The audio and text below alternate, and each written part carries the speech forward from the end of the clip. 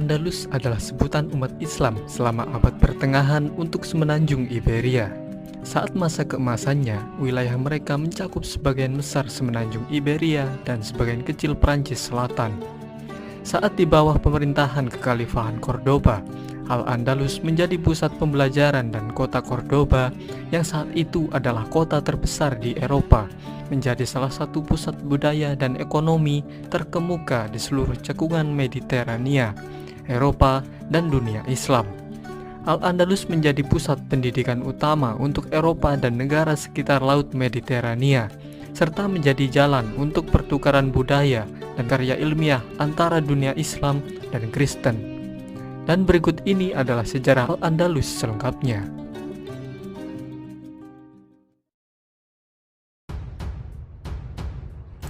Saat masa Kekhalifahan Umayyah dipimpin oleh Al-Walid I di tahun 711, seorang komandan yang bernama Tariq ibn Ziyad memimpin pasukan kecil yang terdiri dari orang-orang yang baru saja masuk Islam.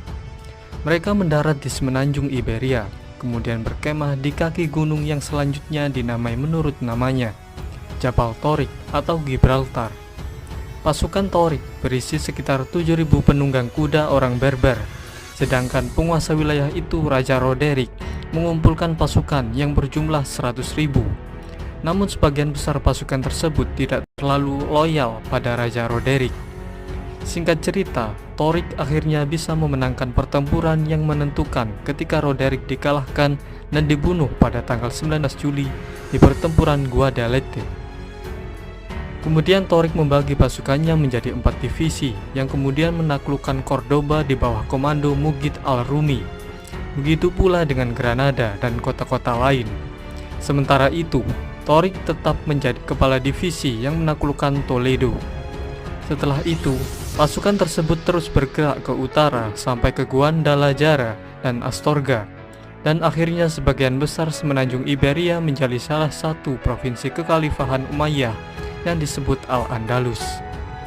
Namun pada tahun-tahun setelah penaklukan, hubungan antara orang Arab dan Berber di Al-Andalus menjadi tegang karena terdapat perbedaan kasta di antara kedua etnis tersebut.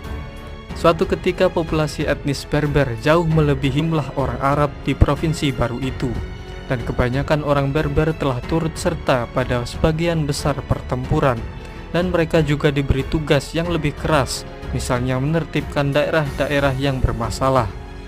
Sampai pada tahun 729 Masehi, komandan Berber yang bernama Munus telah memberontak dan berhasil membentuk negara sendiri di Cerdanya untuk sementara waktu.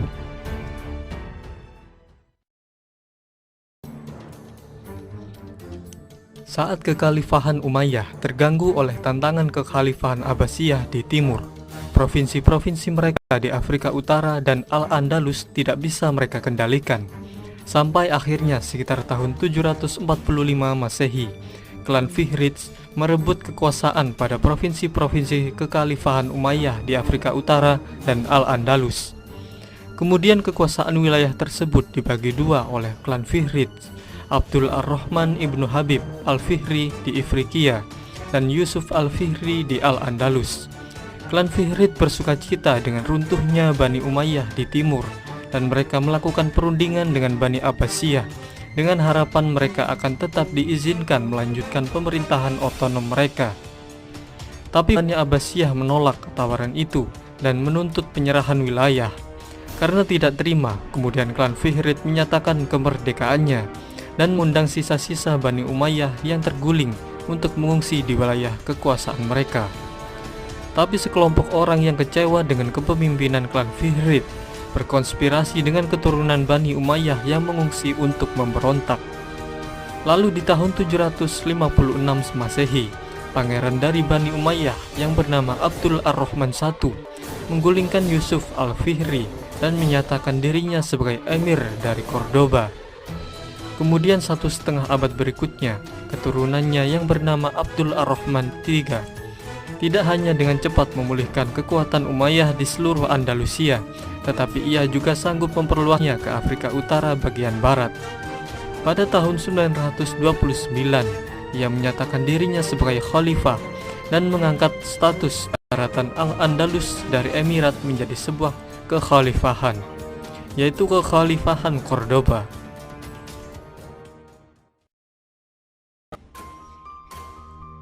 Pada periode kekhalifahan inilah Al-Andalus mencapai zaman keemasannya dengan menerapkan sistem pertanian dan kebijakan ekonomi yang baru, membuat daerah di sekitar Cordoba dan beberapa kota di Andalusia menjadi daerah dengan ekonomi pertanian yang paling maju di Eropa saat itu. Dan hal ini juga memicu revolusi pertanian di Jazirah Arab.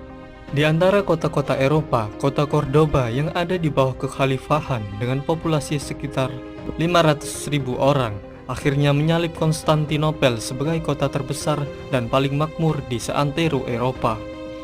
Dalam dunia Islam, Cordoba adalah salah satu pusat budaya terkemuka. Karya para filsuf dan ilmuwannya memiliki pengaruh besar pada kehidupan intelektual Eropa di abad pertengahan.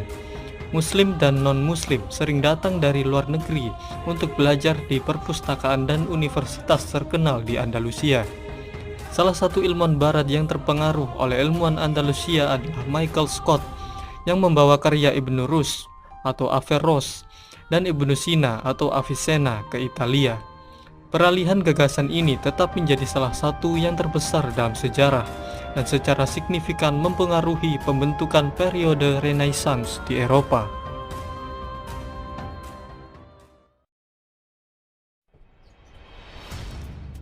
Memang kejayaan tidak akan bertahan untuk selamanya. Kini tibalah saat kekhalifahan Cordoba runtuh ketika terjadi perang sipil antara tahun 1009 dan 1013. Pada tahun yang sulit itu, kekhalifahan Cordoba diinvasi bangsa Berber, sehingga Cordoba menjadi pecah. Mereka juga membantai penduduknya, menjarah kota, dan membakar kompleks istana. Dan di tahun 1031, Al-Andalus pecah menjadi sejumlah negara-negara kecil dan negara besar yang berpengaruh disebut Taifas. Setelah tahun 1031, Taifas terlalu lemah untuk mempertahankan diri dari serangan dan tuntutan upeti dari negara-negara Kristen di utara dan barat, yang dikenal oleh umat Islam sebagai bangsa Galicia. Akhirnya beberapa negara-negara pecahan kekhalifahan Cordoba itu ditaklukkan oleh bangsa Galicia, sehingga para raja Taifah yang masih merdeka mencari bantuan ke bangsa Berber di Afrika Utara, tapi mereka dicaplok juga oleh bangsa Berber. Dari pertengahan abad ke-13 hingga akhir abad ke-15, satu-satunya wilayah yang tersisa dari Al-Andalus adalah Emirat Granada yang menjadi benteng muslim terakhir di semenanjung Iberia. Emirat ini didirikan oleh Muhammad ibnu Al-Ahmar pada tahun 1230 dan diperintah oleh dinasti Nasrid, dinasti yang paling lama memerintah dalam sejarah Al-Andalus. Tapi Emirat Granada masih harus mengirim upeti kepada kerajaan Kastil.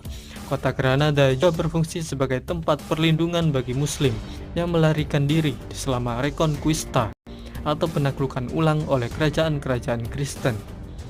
Saat itu Granada menerima banyak muslim yang diusir dari daerah-daerah yang dikuasai Kristen, sehingga mereka memperbesar kota, bahkan sampai menjadi salah satu kota yang terbesar di Eropa sepanjang abad ke-15 dalam hal populasi.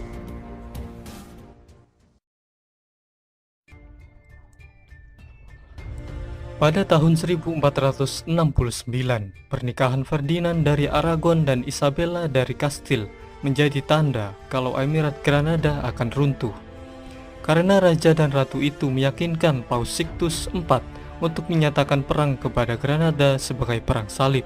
Lalu serangan pun dilancarkan, sampai akhirnya pada tanggal 2 Januari tahun 1492, setelah pengepungan yang panjang, Sultan terakhir dari Emirat Granada, Muhammad XII, menyerahkan kota beserta seluruh isinya.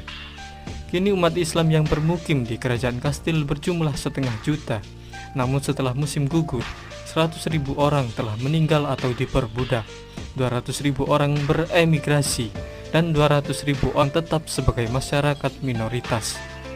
Banyak elit muslim termasuk Muhammad XII telah diberi area Gunungan Alpujarras sebagai kerajaan. Di tahun itu, kaum muslim di Granada masih diizinkan untuk terus mempraktikkan agama mereka. Tapi di tahun 1502, Raja-raja Katolik memaksa semua Muslim yang hidup di bawah kekuasaan Kastilia berpindah agama. Kemudian keturunan Muslim menjadi sasaran pengusiran dari Spanyol antara tahun 1609 dan 1614. Akhirnya sekitar tahun 1727, setelah terjadinya tragedi penuntutan massal, Islam asli dianggap telah padam di Spanyol.